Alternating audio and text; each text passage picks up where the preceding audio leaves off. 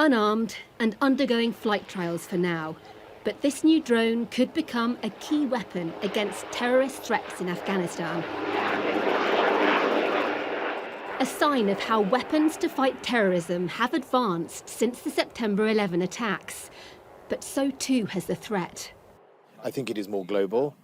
I think the threat is not as focused at the moment, but we certainly see a whole group of people who have the knowledge of doing terrorist attacks, and we see people trying to communicate with each other to do that in the future. So I don't think it's greater in one sense, but I think the reservoir of people who might cross that line into violence is probably greater than it was.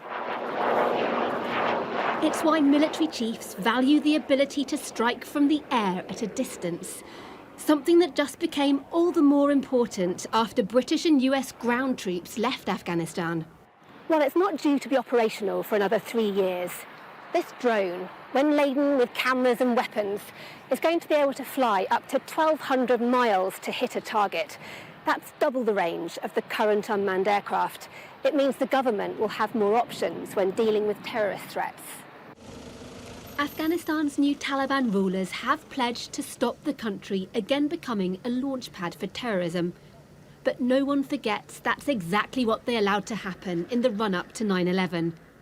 A reason, perhaps, for the CIA director, pictured on the left, to visit military chiefs in next-door Pakistan, a vital regional player. The early signs from the ground, though, aren't great. Here, the empty cells of Bagram prison north of Kabul, where the US had kept some of their highest-value al-Qaeda and Islamic State targets. The face of terrorism also changing. It's much harder to define who is al-Qaeda, what are they, because survival mechanisms have meant that they've blended with political groups, with tribal militias, with other interest groups. So it's quite hard to figure out who the enemy is and to know where to draw the line. It all underlines the limitations of relying on machines to counter this ever-evolving threat.